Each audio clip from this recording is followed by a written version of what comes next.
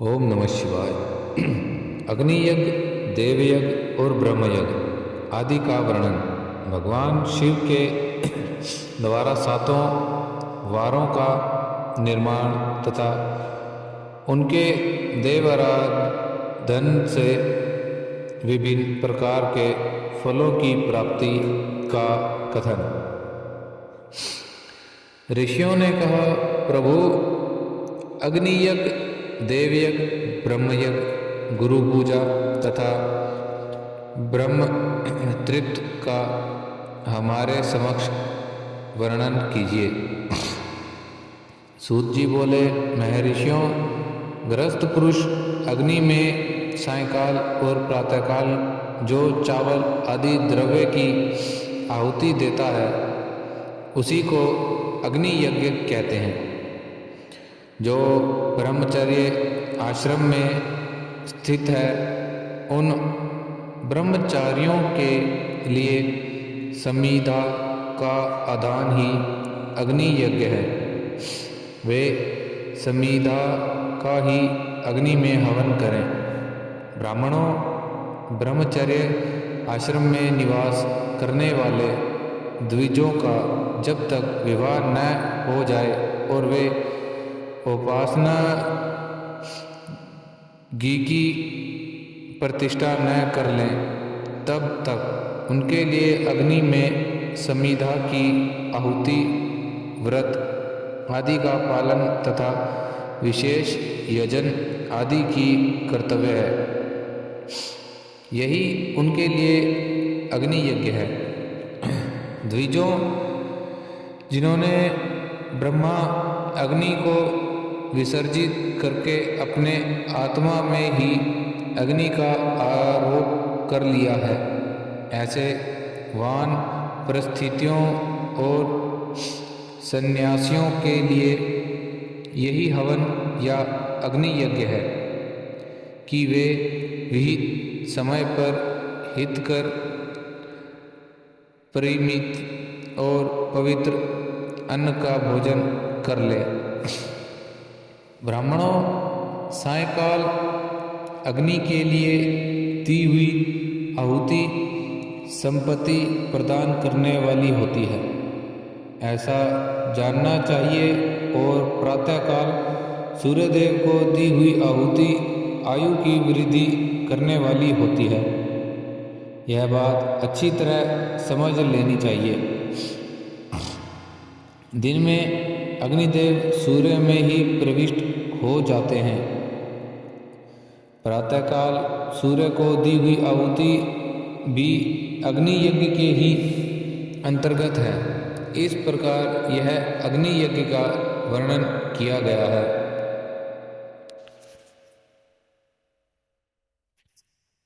इंद्र आदि समस्त देवताओं के उद्देश्य से अग्नि में जो आहुति दी गई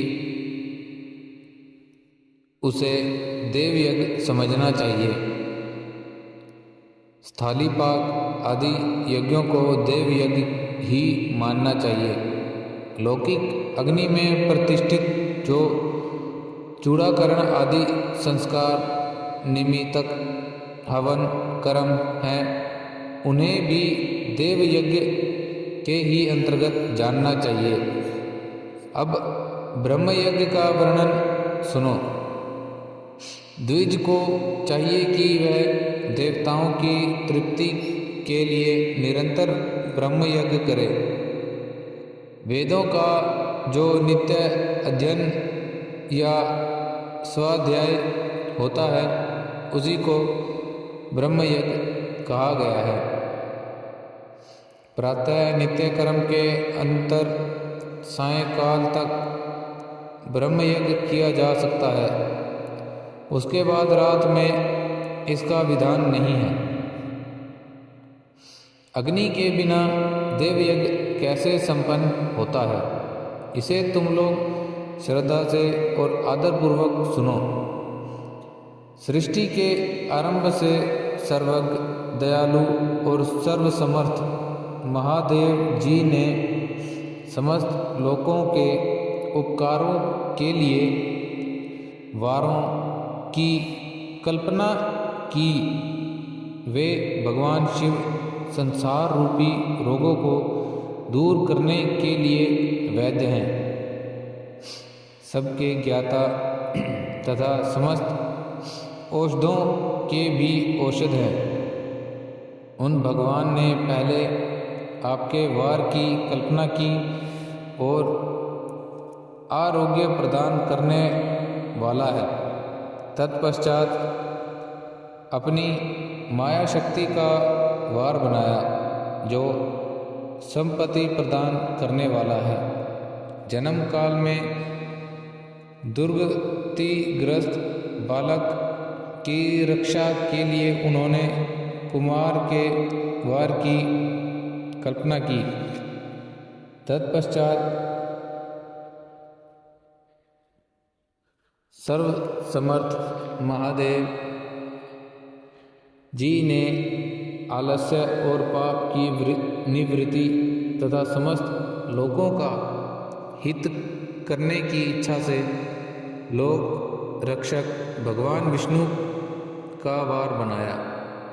इसके बाद सबके स्वामी भगवान शिव ने पुष्टि और रक्षा के लिए आयुकर्ता त्रिलोक सत्रष्टा परमेष्टि ब्रह्मा का आयुष्कारक वार बनाया, जिससे संपूर्ण जगत के आयुष की सिद्धि हो सके। इसके बाद तीनों लोकों की वृद्धि के लिए पहले पुण्य पाप की रचना हो जाने पर उनके करने वाले लोगों को शुभाशुभ फल देने के लिए भगवान शिव ने इंद्र और यम के वारों का निर्माण किया। ये दोनों वार क्रमश भोग देने वाले तथा लोगों के मृत्यु भय को दूर करने वाले हैं।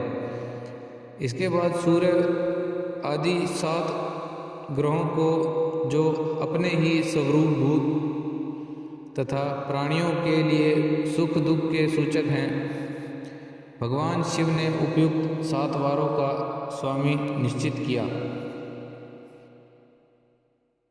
वे सब के सब ग्रह नक्षत्रों के ज्योतिमय मंडल में प्रतिष्ठित हैं। शिव के वार या दिन के स्वामी सूर्य हैं। शक्ति संबंधी वार के स्वामी सोम हैं। कुमार संबंधी दिन के अधिपति मंगल हैं। विष्णुवार के स्वामी बुध हैं। ब्रह्मा जी के वार के अधिपति बृहस्पति हैं। इंद्रवार के स्वामी शुक्र और यम वार के स्वामी शनैचर हैं। अपने अपने वार में की हुई उन देवताओं की पूजा उनके अपने अपने फलों को देने वाली होती है। ओम नमः